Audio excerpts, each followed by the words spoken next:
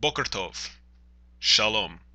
Hey everybody, Brandy Bear here, and I am here with day five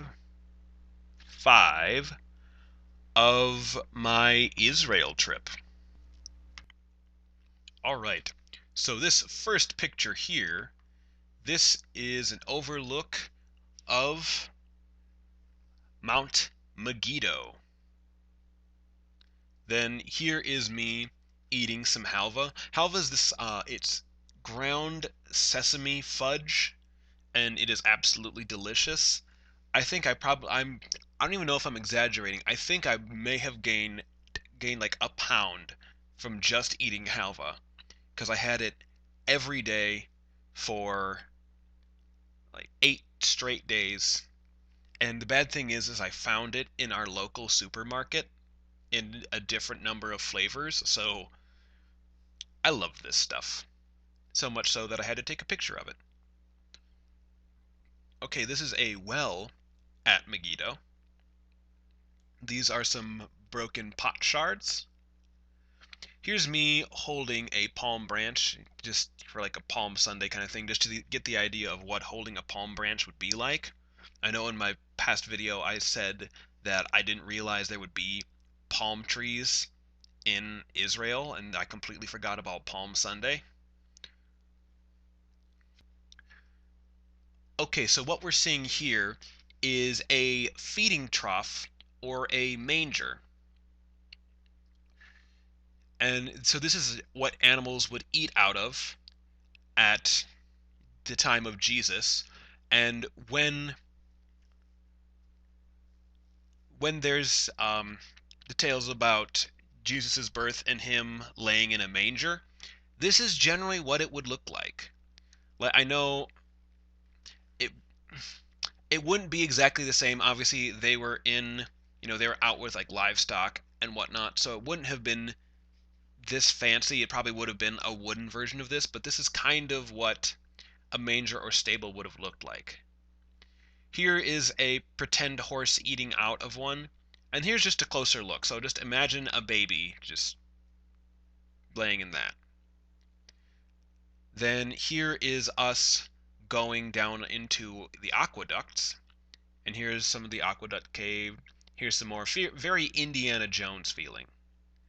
And I talked before about Jesus being like living water as opposed to cistern water, and I've mentioned cisterns before. This is what cistern water looks like. You see how it's all like gunky and green and moldy and frothy, and you would not want to ingest it. Yeah, this is when they talk about Jesus being living water as opposed to cistern water, this is what they mean. Just imagine like fresh, flowing, clear, white cap water as opposed to this. So the thing that's very interesting about Megiddo is it was very central. Like wanted to a lot of people fought for it because it was such a prime, like perfect spot. Again, it was very lush, very green, but then it also connected different lands and different roads. So there was a lot of people that wanted to claim Megiddo as their property. So Megiddo was fought after very much. But what's very interesting about it is it's the Mount of Megiddo, but it would either be Tel Megiddo or, in another language, Har Megiddo.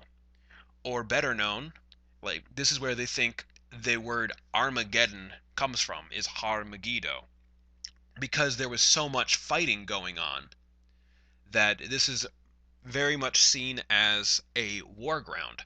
So when people think of the final battle between good and evil and they think of the Battle of Armageddon, this broken down rubble of Har Megiddo is where they think it would happen. Like this is the image that they think it would happen at. So I thought that was really, really awesome to think. All right, so here we are at the Mount Carmel overlook. So one thing I want to say, and it's a pet peeve of mine, there's a difference between caramel and caramel. The one caramel only has one A, And this is Mount Carmel.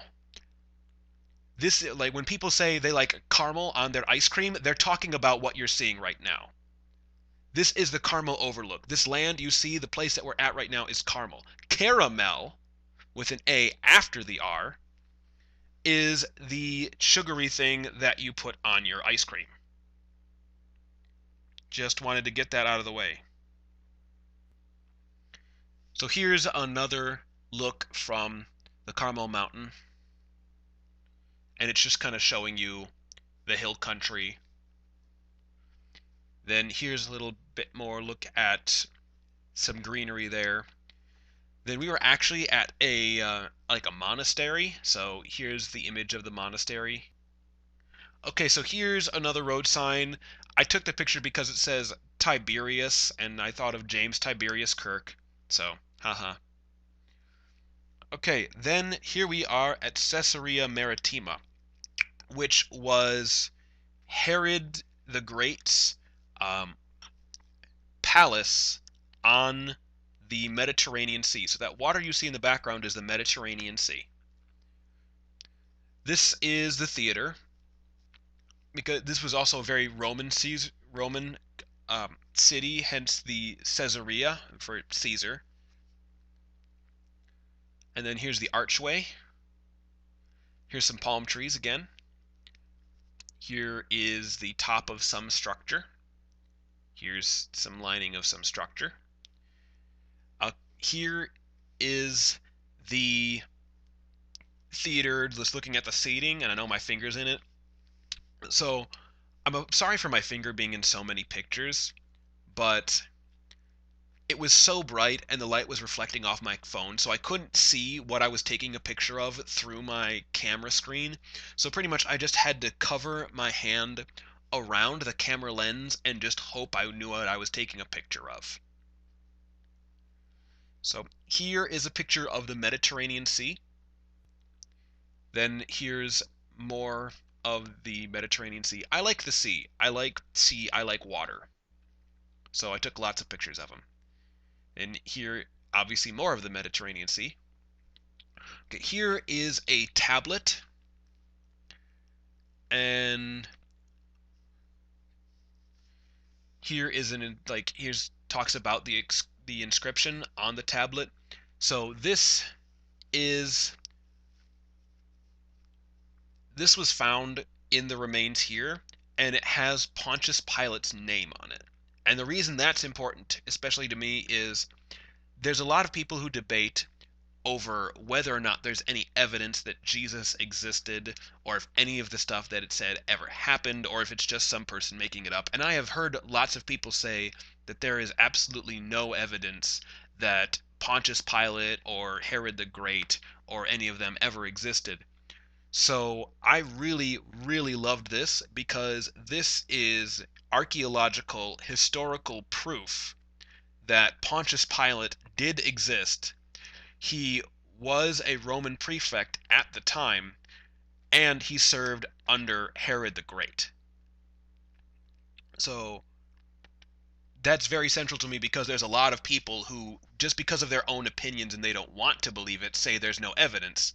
But here's evidence. Like, it's dated, it's historically accurate, it gives a whole bunch of information, it's accurate to the Bible. There's proof. So here's more of the Mediterranean Sea, and you see this kind of like square shape more to like the central left. That is where they think Herod's like palace area would have been. Here's some more Mediterranean Sea. Like I said, I like the sea. I like water. And here's some more. But this is overlooking where the Caesarea Maritima port would have been. Here's some Roman columns. Here's the Roman columns overlooking the sea. Here are some rocks. I just felt like taking a picture of them. Okay, then here is, it's not a theater, but it's where the chariot races would have happened. So there was this, it was this just very long oval shape, and they would have chariot races, and they would often crash into walls, so a lot of people went there just to see the accidents.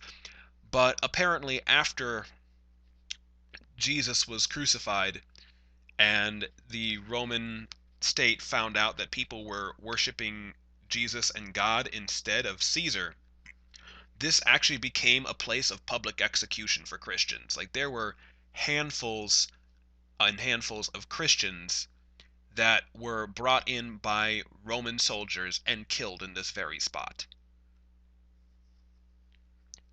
When we were here, someone told a story about there was some early Christian who was captured and he was thrown here. The Romans said, all you have to do is deny God and deny Jesus, and you get to go free. And he made this big thing about, he made this speech about God being his God and Christ being his Savior, and he would never turn away because his life is not his anymore. And apparently the Romans brought in a bear, and you're supposed to have the animal like maul the person, and the guy he just happily walked over towards the bear, and the bear only moderately damaged him, and he actually died from something else. So here's a dry moat. As it's not completely dry, as you can see, there's a little bit of wet. There's a little bit of water down at the bottom there. But dry moats are really cool and very common at the time because they don't have enough water to have a wet moat. But then also it really messes up people that are trying to charge the walls of a city, because with this steep drop you can't bring any ram stations in there. Like ram stations are these big towers on wheels that the people just kind of wheel it over and it rams the wall, and then people can get through and they can climb to the top of the tower and then go over your walls. But with a dry moat such as this, they can't use a ram station.